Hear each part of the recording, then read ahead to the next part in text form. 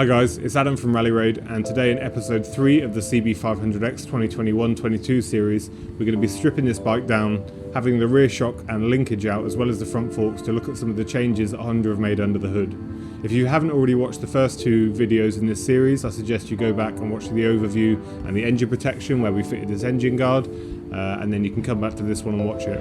So this is going to be quite a long one, so we're going to crack on with it as quickly as we can and get this bike stripped down nice and quick. So I'm going to show you how to do that before we start on the rear shock.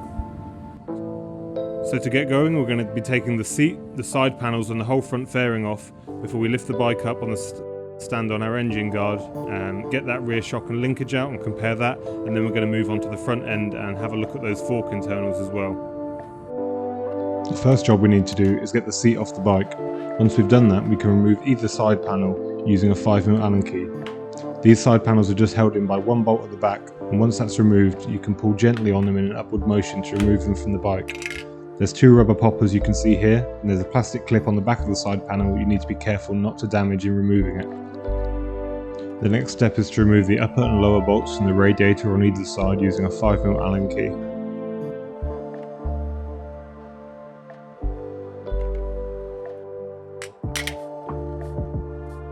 With the radiator bolts out, it means that we can now focus on the top of the fairing, removing the two M6 bolts that hold the fairing to the top of the tank with the 5mm Allen key.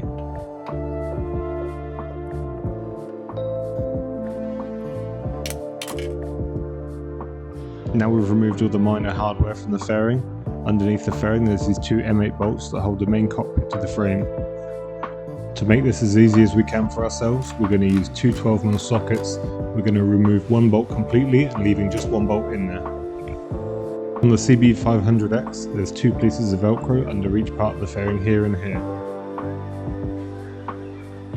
We need to gently pry this plastic panel away from the Velcro, and then we're going to pop it from the rubber mount just in front of that.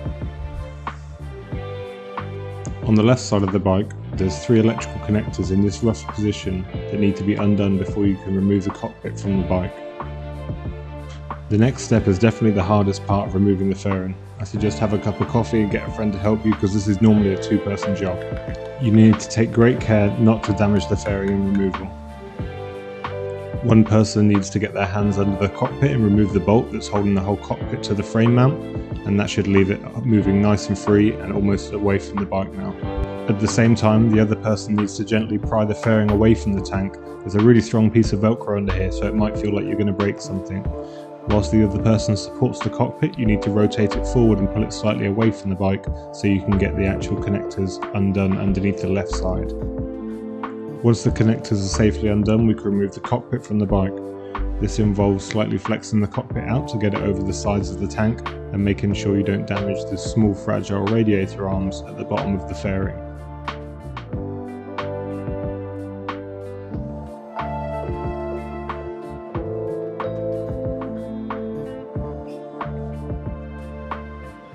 So there we have our complete cockpit removed from the bike. These are quite fragile and they have a lot of flex when they're not on the bike, so when storing them, put it face down on the screen and lean it up against something under its own weight.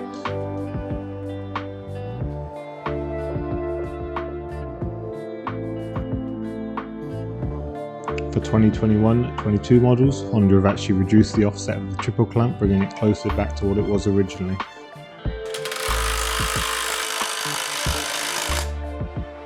With the bike stripped down, we're now ready to remove the rear linkage and review it against the previous models. I'm going to remove the exhaust for the sake of filming it easier for you guys, but it's not necessary when doing the suspension. We're now going to go ahead with a 17mm socket and a 14mm spanner and remove all the nuts from the link plate, shock mount, the frame mount for the actual link itself, and the swing arm as well. The lower ones aren't possible to get to with the socket, so you're going to have to use a 17mm spanner for that. But once that's done, it leaves everything loose and we can pull the link arms off. You may need someone to support the rear wheel when you do this, just to relieve any pressure that's on the link plates and it'll make it easier to get it off. Then we can remove the two bolts of the linkage to the shock and the linkage to the frame.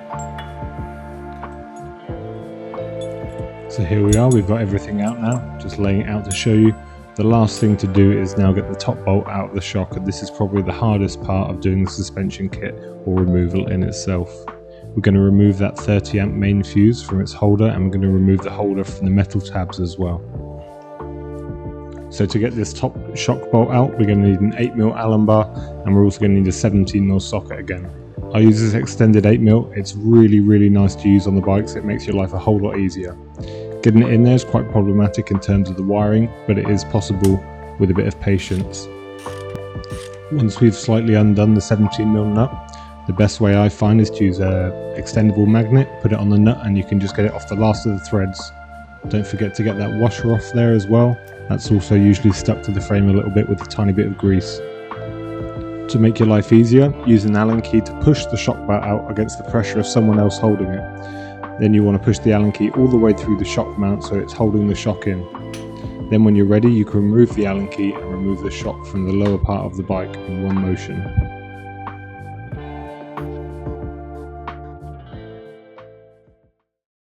So I've already got some hardware out of a 2019 bike.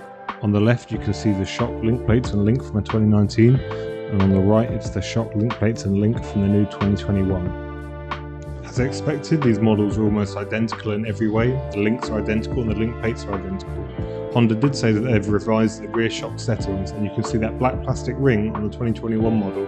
This adds 2.5mm of preload to the rear shock, which really isn't going to make that much difference to most riders.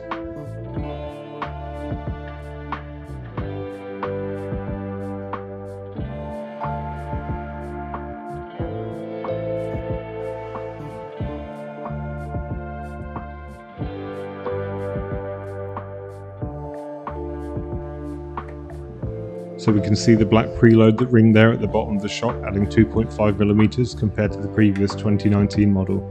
They still use the same old click system of preload, which doesn't have a massive range, and to be honest it's really difficult to get to it once it's in the top of the bike. Whilst it's great we have new front forks in the bike, it would have been really nice to see a more advanced shock in the back of the bike. People who have owned a CBX previously will understand that riding fast on the road or off-road riding is not best suited to such a basic unit. So the next step for us here at Rally Raid is to swap one of these basic units for one of our own aftermarket units. This is the level 1 shock. It's a combined adjustment emulsion shock that has the adjustment down at the bottom of the shock that's very easy to access once it's in the bike.